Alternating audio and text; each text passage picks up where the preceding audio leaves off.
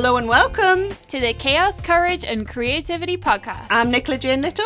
And I'm Ashleigh King. And we're here to talk about celebrating difference. And our superpowers. Well, I've got ADHD. Well, I do too. Who knew? Well, exactly. What are the chances? Quite an awful lot, actually. So we're here to celebrate and share our journey. For sure. And entertain and laugh with each other. And laugh at ourselves, probably. Very true. Very true. So are you ready to go, Ash? I am. Let's do this. Let's do this.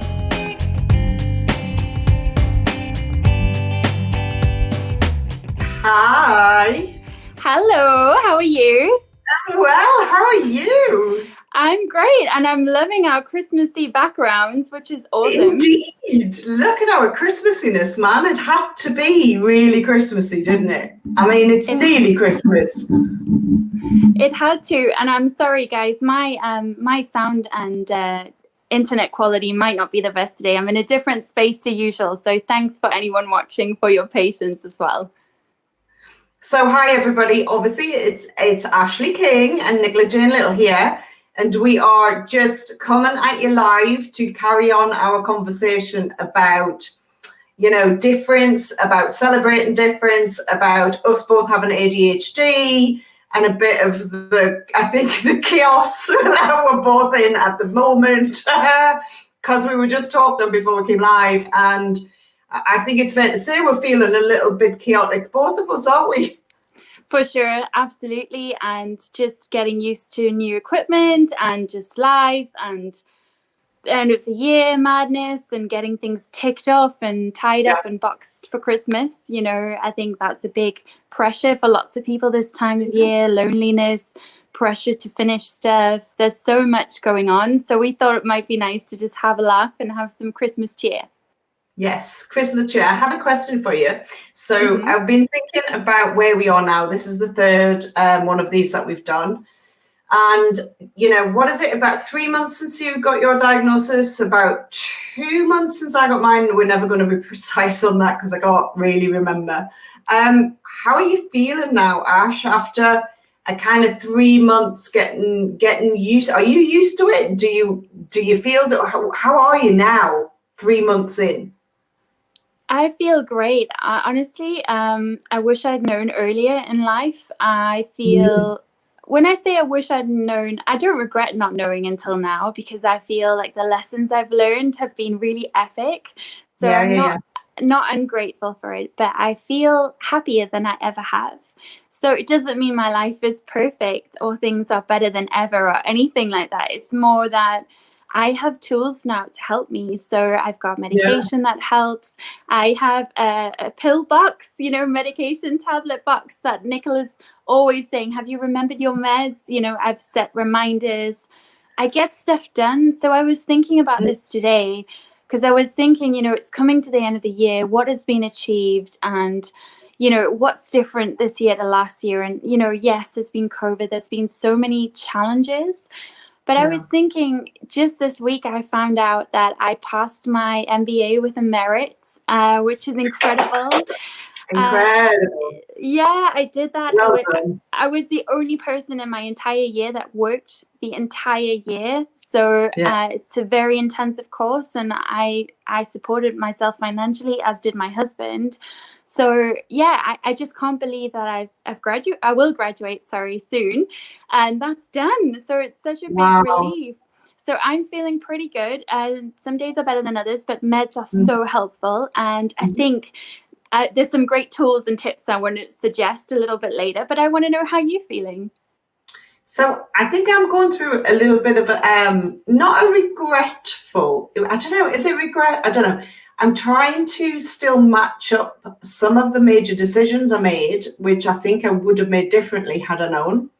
I certainly think that had I been less emotionally volatile, so in my 20s and my 30s, I would have chosen a different path. I don't want a different path from where I am now, but that juxtaposition of I would not have done that had I known this, had I had that medication.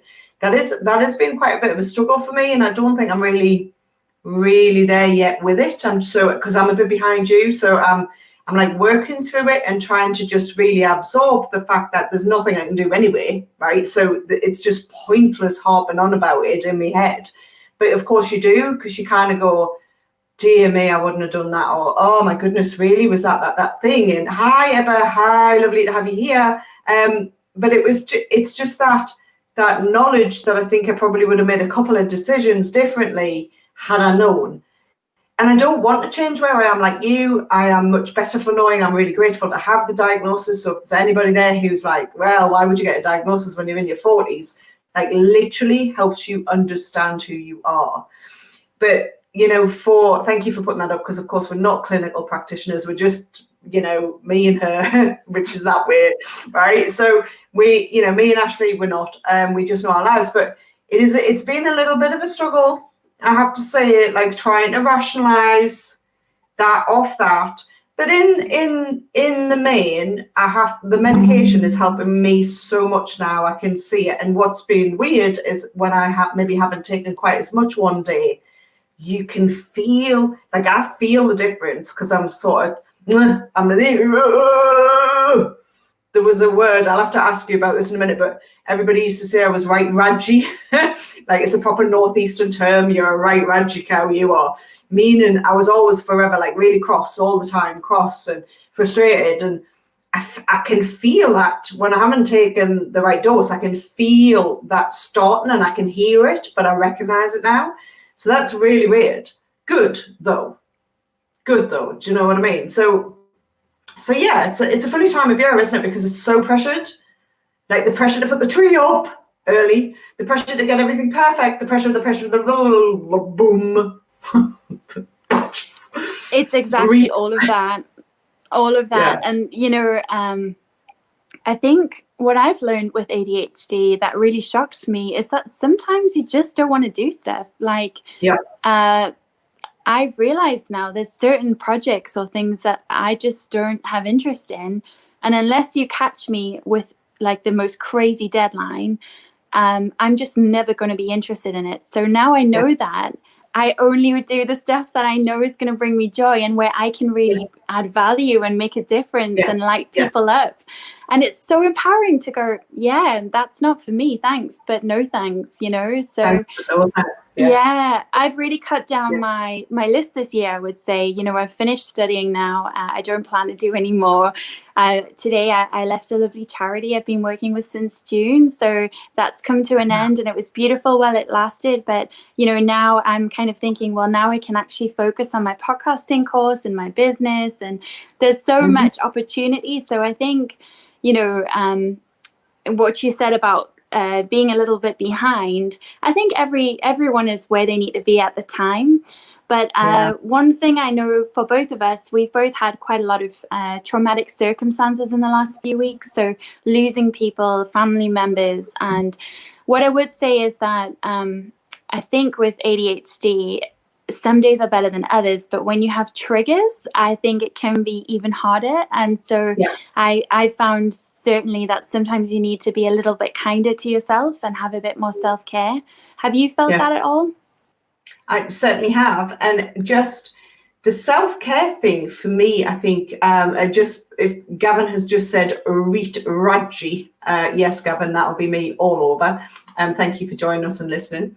To anybody outside the Northeast, that means that you are very cross, reet radgy. The self-care thing for me is about a level of honesty that I just don't think I've ever exhibited at all, because everybody just says, Nick, how are you doing? I go, yeah, I'm fine. How are you? I don't want to talk about me ever. And this whole stock standard, I'm fine. Which of course I am. And you know, it depends who you're talking to as well. And I am fine, of course I am. I'm very blessed. I'm very lucky. I live with a husband who's extremely understanding, a family who are just brilliant, and some of the best friends I could ever have. But sometimes I'm not fine, and I just completely lie. And I lie because I don't want to, I don't know, I never want to talk about me with this stuff. I never want to be the whinge bag or the person that's going on and on and on. That's not where I see myself. But I think sometimes you have to reach out and go, no, I'm not okay, actually. And is it okay if I just move this meeting? Or is it okay if we just don't meet up today? And actually, actually what's better for me right now is just to go to bed for half an hour, you know. And there's moments where I can feel that starting to creep in a little bit, where I'm not quite saying yes to absolutely everybody and everything. But it's going to take such a long time. So self-care is so different for all of us, isn't it? It is like, you know, we talk a lot about, like, I don't know, going for a pamper day or taking the time off or this, that, and the other. I love my work. I don't want to work less, but I think sometimes I would like to be able to say no, not just like at a whim, but no, because actually I need half an hour, or I need that thing, or I'm not going to answer that right now. So that's been like massively eye-opening, but it is revolving around honesty, like being honest with myself and going, you're not actually okay, you're really totally overwhelmed, you're totally wired up to the hilt, and you cannot talk to anybody right now. It's weird. It's weird when you've spent a life pretending other things. It's really, really strange. But good to recognize. Good to recognize, isn't it? And I think from what you're saying there, what I'm really recognizing in myself is this thing about asking for help. I'm always so keen to help everyone else and support them and bending over, you know, to meet other people's needs. But actually, like you say, you know, when someone says, how are you? It can be quite hard to answer that and to admit that beneath the veneer, actually, there is all that chaos. And I mean, that's part of why we started this live stream, was to be more open and authentic about the real stuff we're going through and start having conversations with people where we can be more open. I think, you know, we both noticed when we first found out about ADHD, how many female entrepreneurs have this, but also male as well. You know, ADHD and entrepreneurship is quite a big thing. And we've laughed because we've said, well, is it that when I know you say this all the time, I'm not employable, you know, I need to be self-employed. And I've noticed for me, I really enjoy quick, fast projects, you know, working with someone for 5 days or 3 days, and it's quite intense. I know what the milestones are, and then I can go back to something else. It's quite interesting to learn so much about yourself. It certainly is a journey. So I want to tell you guys something that really changed my life recently. So I've been a member of Mint Business Club, which Nicola leads, for quite a while now. I think I joined early on in the COVID lockdown. And I always wanted to go, but it was in concert or other places. So I didn't really know how to get there or things like that. And then it became online, so I felt it was easier to join.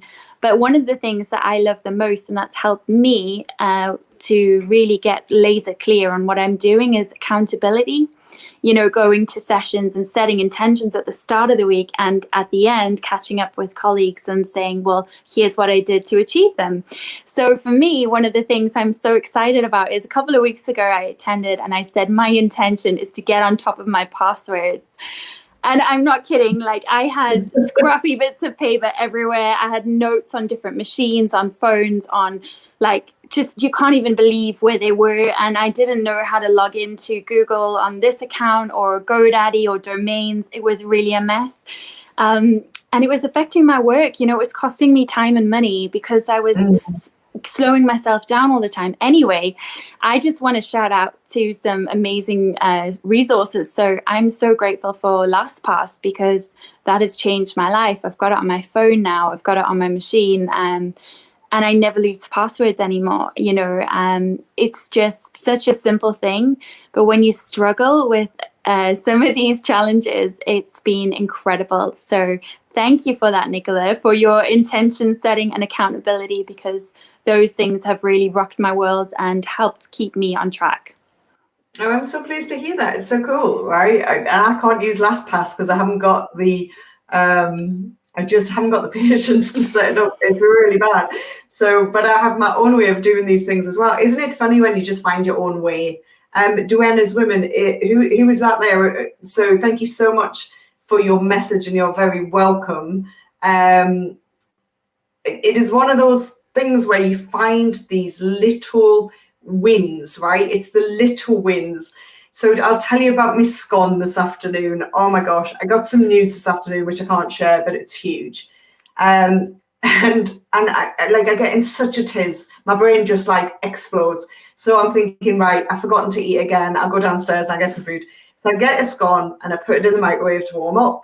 take it out. We're all good. At the same time, I'm trying to make myself a drink. Well, that's two things. You can't do two things at once. Lauren, hi! Right? So, like, I can't do two things at once. Whilst this whole, like, women can multitask, well, right, not when it's food for me. So I'll lose the scone in the microwave, forget it's there. I'm making this cup of tea, which becomes a cup of water because I forget to put the tea in. I turn around, get the scone out, half it, put butter on each side, wander away with half, put that down, forget it exists, lose it completely, look around, and I'm like, oh, I was making a cup of tea. The cup of tea is not a cup of tea. And then I find the other half of the scone. That's hidden in the pantry. So I'm in the pantry eating that half while the other half's lost somewhere else. With the tea that's not tea, that's water. Came upstairs, forgot to bring anything, went back downstairs, got the tea and the scone that I'd found again, came back upstairs. In the meantime, had lost my glasses. Do you know what, right? I've spent 2 months looking for my favourite blue glasses. I found them for a day and a half, and I have no idea where these blooming glasses are. And it's just, that's how our life is, Ash, because it is a whirlwind of constant, never quite managing to find the thing, the make the cup of tea, and it doesn't matter. It's a scone, it's lost. It's a cup of tea, it's lost. The glasses are lost again. Oh my God, right? But it's never quite. So I've lost a present I bought for my dad, so we've rebought it again. I mean, it just goes on and on and on, but it's just constant. And this afternoon, I was like this thinking, just drink your drink and eat your scone. Stop it. Like just stop it. Just so it is just such a funny thing, and it's so funny sometimes you just have to laugh. Like, it's the most bonkers situation that we're in constantly. But when you have a win like you with LastPass, and when you set an intention and you get there and you do it, it's like, it's euphoric. Even if it's just a little win, like, it's completely euphoric because you're like, yay, I managed. Absolutely. You're so right. And I identify with you so much about the scone, because we spoke a little while ago about the coffee and how long it takes me to make a coffee because I just get distracted and I do about a zillion other things. But I think as well, it's things like putting keys in the cupboard, or like, I put cereal in the fridge all the time, or I've been known to put my phone in the freezer. Don't ask me why. I just don't. It's like it's like I can't see certain things, or I just don't click, or my brain is so fast moving on things all the time. Even when we're talking now, I need to regulate myself a bit, I think, because it's so busy. And, I listen back to some of my live streams or podcasts with guests in the past, and I'm exhausted, and I'm thinking, how hyperactive are you? This is pre-planned. Yeah. And actually, it's funny, Nicola, because I was watching today the first podcast we had, the first live stream. Well, actually, we had met and we chatted on LinkedIn, but we were on Ian Farah's podcast. So we chatted on that. So that was our first kind of live stream. And then you came on Nurture Your Zest, and I was listening to that and I was smiling because I was thinking we had no idea then. We didn't know that this hugely phenomenal difference in our brain actually was there and has been there for years and years. And it's kind of surreal to watch that back, thinking we didn't know then, I'm really grateful to have had you on this journey alongside me. And I think it's really impactful and powerful to hear. I mean, we have had so many messages and people reaching out saying like, gosh, I've been diagnosed too, or so raising awareness is really powerful, and it kind of starts a conversation about not just ADHD but lots of things. And Lauren is just saying that she can relate so much to what we're saying, and that is the reason we're doing it, because of course everybody has ADHD-ness, right? Everybody will forget stuff. Everybody will turn around and forget why they've gone upstairs, or, or they won't be able to do self-care stuff properly. You might forget to brush your teeth. You might have a day where you just go like, I'm staying in bed all day because I literally can't cope.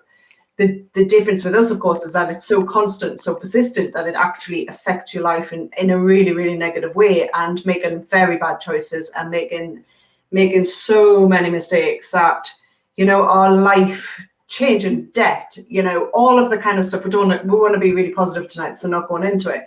But of course, everybody can relate to what we're saying. It's just, when do you get to that point that you think, oh my gosh, I am completely different. I look around and I know that I am the only one bouncing around, waving my arms, like doing a dance. And I was reminded at the weekend because we were giving out our mint planners and loads of people came and clicked and collected.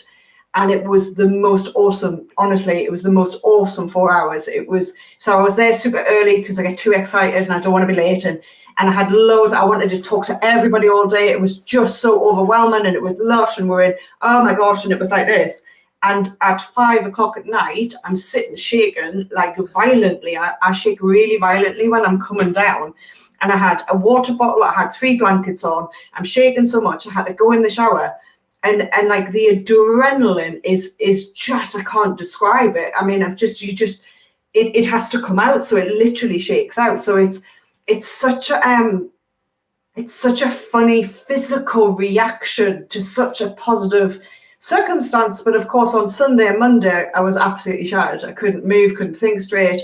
And, I should have just stayed in bed. And I forget to compensate for that. So like in a work situation where I'm hyper and so excited and just totally overstimulated, then I need 2 days off after, and this is where we're talking about the difference between just being a little bit tired or just being a little bit excited.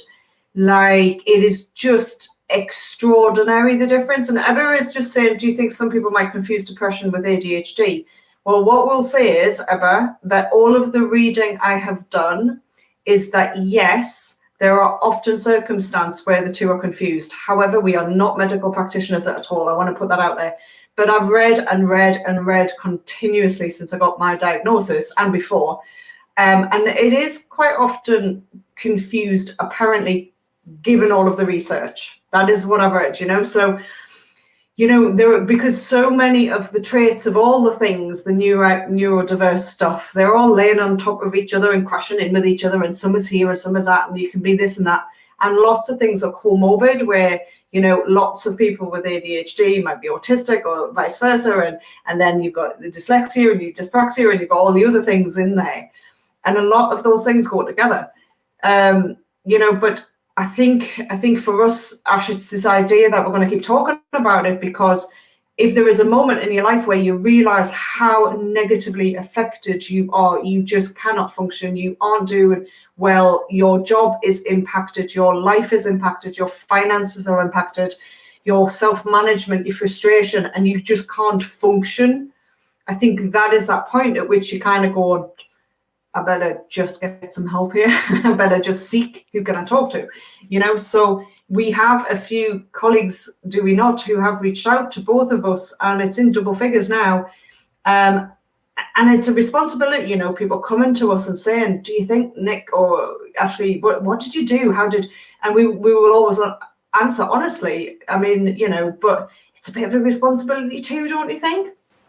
100%. I mean, obviously, like you said, we're not clinical practitioners, and I think it's important that we always say, we are sharing our experiences. What I do think is, I'm not afraid to say that in the past I have struggled with depression and anxiety. I'm a trauma survivor, so there's parts of those, are all one challenge, But what I would say is that actually, they can't sometimes, medical professionals treat all of those things. So often they will target depression first or anxiety. And with ADHD, if you have ADHD, from what I've read as well, it won't be fixed with meds. So you might, with what I mean is depression meds or anxiety meds, there will be small improvements and increases. But if you have ADHD, you'll know when you take the meds, because your life will just be, I felt them the very first day I had them, and I started on a low dose. I would say one of the things, I'm really confident in knowing this, and it seems really over the top to say, but I genuinely think my ADHD diagnosis saved my life. It was such a improvement for me within 3 or 4 weeks, and it's now, as Nicola said, maybe 2-3 months now. I just can't even believe the difference in myself, my confidence. One thing I've noticed, and I'm curious about you, Nicola, you maybe haven't noticed this yet, but boundaries. I'm able now to say, this is stepping over my boundaries, or I'm not okay with this agreement or, you know, actually to express how I feel much more than I could before. So I don't know what that is. I don't know why that's happened, but I almost feel like my brain is constantly like a conveyor belt, sifting information and moving it around a factory or something. It's constantly sorting and recalibrating, and it's really powerful. And as you said, that shaking, I've had a lot of physiological symptoms coming off the meds at the end of the day. You do feel like you've been physically dropped, you know, I think in my view. And it's quite powerful what you're saying about actually, yes, allowing for those super hypermanic times, but also knowing that, yes, you can rest. One thing I've also noticed is I don't nap as much. I used to nap 6 times a day. You know, I I was so bad. 6 times a day, but then I couldn't sleep. So my insomnia was horrific. Whereas now I can sleep. So I sleep at night. And I mean, before I was studying an MBA, so I would like curl up in a corner somewhere in like a break and have a nap. Or I would be always on Red Bull. And so I didn't know that the over drinking Red Bull for me was actually because I needed the stimulation. So I was actually giving myself that through Red Bull. Once I started meds, I didn't need it. I don't even need coffee as much now. But before, it was a very unhealthy habit. But actually, I didn't realize how much my body actually craved that stimulation.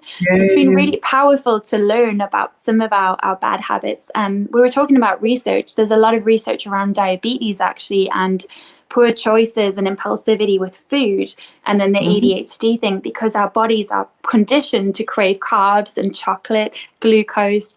You know, that's what our brains want. So we might want to say we'll eat salad, but actually our bodies are in constant, conflict. So it's fascinating to learn about. I feel like it's a continuous daily journey. I'm learning so much every day.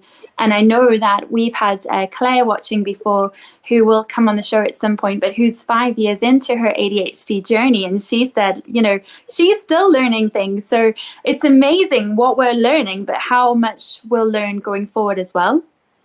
But it's wonderful, because is that not what we are as humans? I mean, at work, that's what we talk about all the time. How do we learn how to run our businesses better? How do we learn about ourselves to have a better small business that serves our needs? How do we just sit there and go, do you know what? I want this business to do what I want it to do.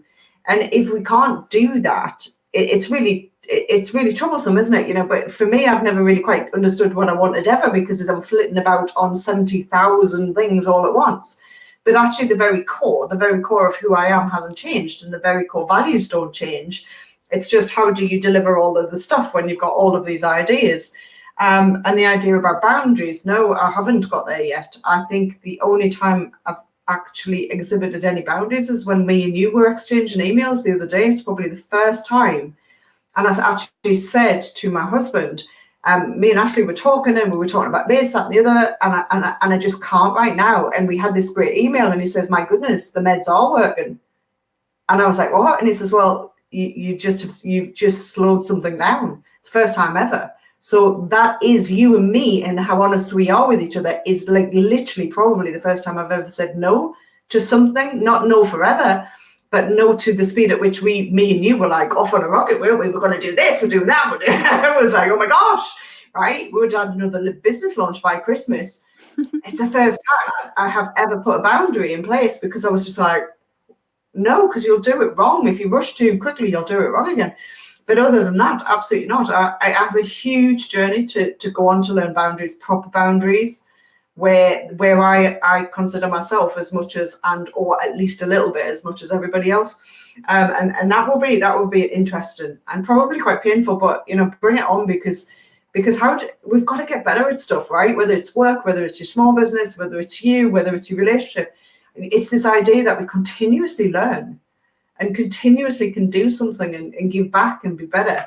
Like, it's what I completely believe in, so it has to start with me as well. But it is just a fascinating thing, and I'm so pleased to hear that you sleep properly now, and that, you know, you're not sort of self-stimulating almost with all this extra stuff, because your medication is balancing that bit out a bit, you know. And the impulsivity and eating, nightmare, absolutely nightmarish. I mean, if you put a tin of chocolates down, I'll eat the whole lot. Well, unless I hide them under the couch and I can't see them, because then I forget they're there. So it's like whichever. But it's just so much to learn, and everything. Oh, hi, Suzanne. Hi, my love. Mwah. You know, the boundaries of saying yes or no, and some of the things have been so dangerous when I've said yes to stuff and I haven't, and I shouldn't have. But then here we are, and we're talking about it, and people are listening. Thank you very much for anybody who's listening. I would just appreciate it so much. But you know, actually, me and Ashleigh would sit and just talk about dog without anybody being there. We would just anyway. I mean, what Suzanne's saying there about loving boundaries, I have to be really honest here. In the past, my view about boundaries was they are so boring. Boundaries, rules, inflexibility. That was my kind of view, and I've really changed. Actually, now I see boundaries as something that keeps you safe, and it's like my little mantra that I say now all the time. I love boundaries. Boundaries keep me safe, and being able to express that and actually embrace them, I think it's powerful. What's interesting to me is we all have different boundaries, so that is something that I'm curious about. Some things, it's tricky. I'm looking back so much. We've had this conversation many times. I'm saying Suzanne, sorry, Suzanne. Nicola, we've had this conversation before where we've said, the guilt and the shame spiral about every single thing you've ever done. I do look back at workplaces now and I think, well, this person didn't like their birthday being celebrated, and I'd come in with a massive cake and singing in front of everyone with balloons. And, that is someone's boundary. And actually, sometimes I haven't always been the best with other people's boundaries. And that's a silly example, but there are more serious ones to think about too. So the shame spiral continues. I mean, I'm still every day thinking, oh God, why did I say that?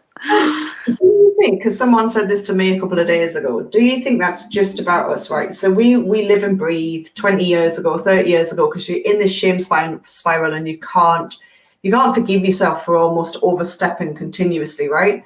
But there is a point, and someone did point this out, Kieran Rose, if you're listening, we will have you on the show because you're just awesome autistic advocate. Big shout out for Kieran. He was like, well, people have to learn your boundaries. If you are working with people, if you are friends with people, if people love you, they will come to your boundaries as well as yours the other way. Whereas, and I was kind of like, well, no, I'm the one that doesn't fit in. I'm the one that's different. I'm the one that has to try and change myself and make myself fit in. That's on me. And he was like, no, it's on everybody, right? You're all in that circumstance. You're all in that space together. You're working together, or you live in the house together, or whatever.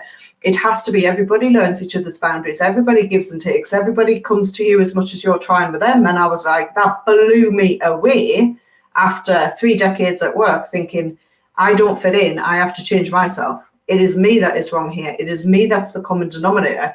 It is me. It's all about me, right? So you make it all about you for a start, but it's not a positive all about you. It's like not narcissism. It's I am so ashamed I don't fit in.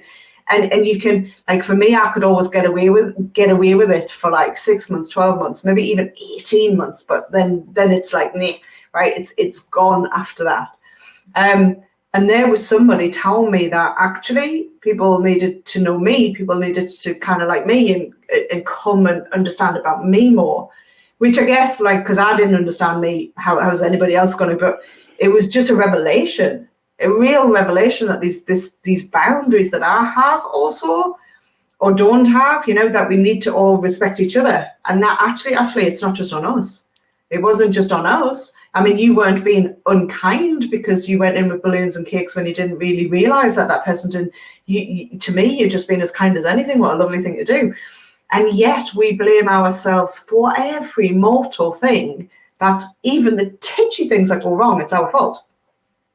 It's not just our fault. It's not just our fault. And I think Cece last week, she said, or 2 weeks ago, she was kind of like, it's not even a fault thing. I was someone who was typing, wasn't it? It's not fault. You're not bad people. You're just maybe just trying to work out how things are working, whatever. But that was like, whoa, really? Like, it's not just all about me trying to make myself fit in. Whoa. It blew my mind, honestly, that it's just not just about us. It is. Yeah. And I think as well, there is what I'm afraid of is maybe going too much the other way. So spending so much on your self-doubt and reevaluating your behaviors and thoughts. But then you've got people who don't do that. So it's almost like, you know, I actually think by having ADHD, I am more self-aware than I've ever been. Yeah. And I wonder sometimes, you know, there's lots of people who aren't self-aware. We're all walking around with our own stuff. Yeah. And I really believe that the lessons we get from people, the things that keep showing up in our lives are stuff we need to deal with, you know. And so I do worry sometimes that it could be very easy to keep working on yourself or you know, looking inside when actually sometimes it's not our stuff and we're doing great. So that is a concern of mine, and I'm still getting my own head around that as well. So yeah, there's a lot to think about there, I think. There really, really is. So as we were at 25 to 8, we did say we're going to try and keep ourselves on time, because I was just about to ask you another 6 questions. I'm not going to. Yeah, as always. What is your favourite thing about Christmas? This is the Christmas show. We've got no Christmas music on. But can I just say I have my Christmas jumper on? I'll show you Christmas. Right, we've got Christmas jumpers, so we're all Christmas. And I'm going to give a shout out to Lisa Kirkbride, who designed this Christmas jumper. It was sold exclusively through For the Love of the North. Fantastic. Lisa, if you ever listen to this, you are awesome. So favourite Christmas things then, because Christmas can be really overwhelming, overwrought, but I'd have to say, given the trees, like, I love Christmas. Love it. What are you doing this Christmas? How are you going to celebrate? It's a bit of a funny year. What is your favourite Christmas thing? Sure. So I've been very wealthy in my life and also very poor. So for me, Christmas is not about stuff. My family haven't done gifts for a lot of years now, actually. So we just do stockings sometimes, or, you know, nice food. So I'm really looking forward to helping my mom in the kitchen, making delicious meals and spending time with her. So she's in my bubble, my mom, and my husband Paul, hopefully seeing his mom too if she's free, or, you know, we'll see what happens. But I think just time with family, and for me it's about the crafts. So I have so many Christmas crafts planned with my mom, and I'm so excited about that because it's not often I take any time off. So it's going to be nice to get really physically into like paint and spray paint and decoupage and things like that. I'm really can't wait for it. What about you? So we normally spend it with my brother and his family. We can't this year, so I'm a bit gutted about that, if I'm completely honest. But we'll have my mum and dad, who have bubbled with us this whole time. They're the only people that have been in the house, really. So they will be here for Christmas Day. We'll do all the Zoom stuff with the kids.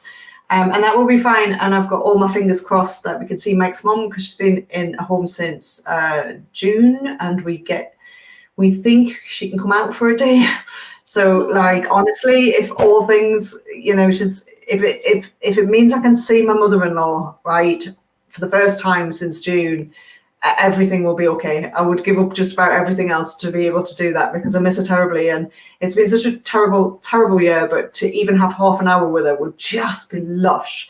So everything is crossed for that, for Christmas Day.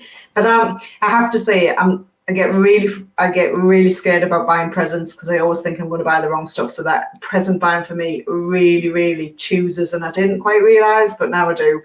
And the cooking is just a waste of time. I cannot get involved. I just sit out. Like, so Mike will cook the most amazing food, and I will eat it. That sounds like an awesome plan. And are you going to give yourself some time off? Because I know the two of us are very bad at taking rest. So are you going to be having a few days off? Yes. Can we just say hello to Kat? Hi, Kat. Yes. Hi, Kat. Hi, Kat. Yay. So I think that, because I recognise absolute burnout, which is where I am, and the reason I recognise it is because the pain in my shoulders is so intense, I just can't even touch my back at the minute. I'm definitely going to have some time off for sure. We are finishing work on the 18th. Our group manages itself out anyway. I'm going to schedule some stuff, and certainly take that week before Christmas off as much as I can. I think there's a project coming along. I think that is going to mean the week after Christmas is just worky for me, but that's okay, because I'll work at my own pace then. And then full on 2021, come on, bring it. Get rid of this year, bring it next year. can't wait. Super excited for next year. Absolutely. Certainly off. Me too. I'm really excited for 2021. I should say one of the projects keeping me really busy at the moment is TEDx 2021. So TEDx Newcastle Uni. And I've got some fabulous people involved with that. So I just can't wait to, move forward with a lot of that stuff. Some of it's top secret, but there's some awesome speakers. And it's good. It's my first big virtual event. So it's fun, shall we say. What I would like to say as well is we have an awesome guest for our first Chaos Courage and Creativity podcast the first week of January. So it's all about how to boss 2021. And it's going to be about, how to have executive functioning and, do really well with your brain.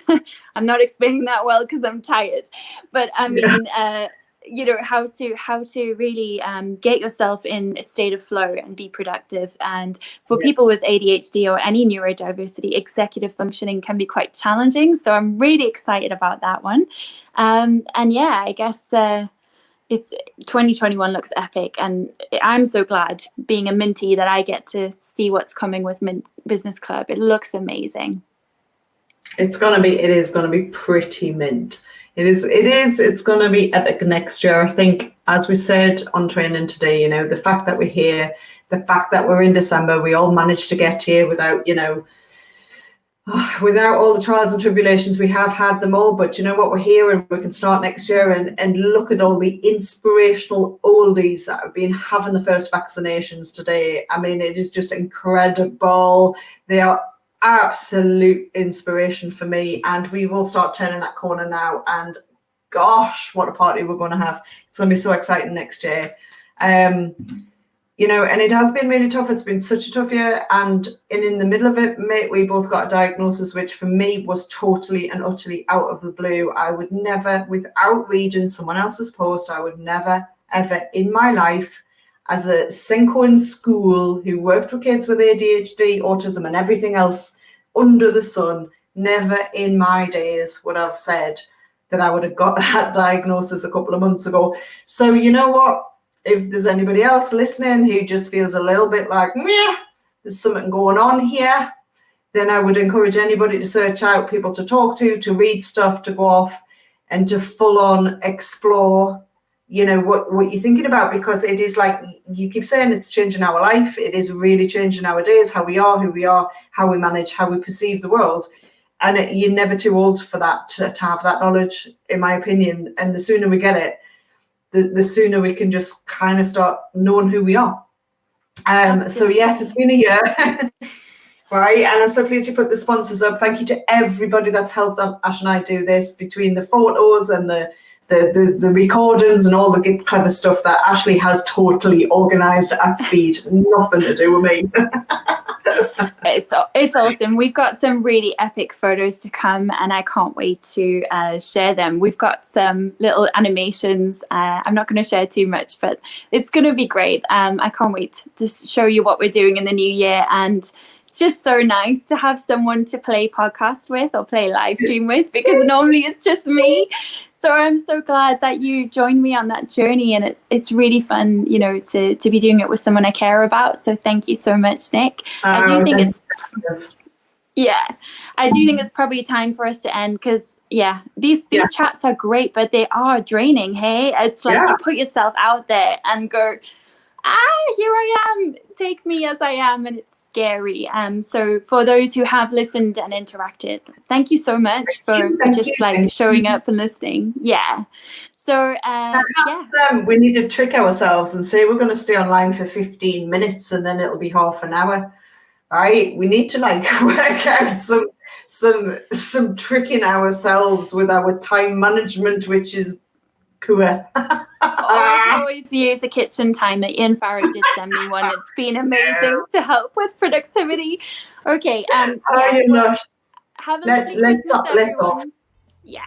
Bye. Have an amazing Christmas, everybody. Thank you so much for listening to the Chaos, Courage and Creativity podcast. We'd like to take a few minutes just to say thank you to our sponsors who support us. to Powder Butterfly, who've created a stunning graphic for us and create beautiful bespoke gifts in the United Kingdom, That Branding Company, and Blindsee Photo, who have done our photographs and our graphics. And thank you to TL Multimedia, who support us with editing and production. Don't forget to like, subscribe, and comment so you can join us again on the Chaos Courage and Creativity Podcast.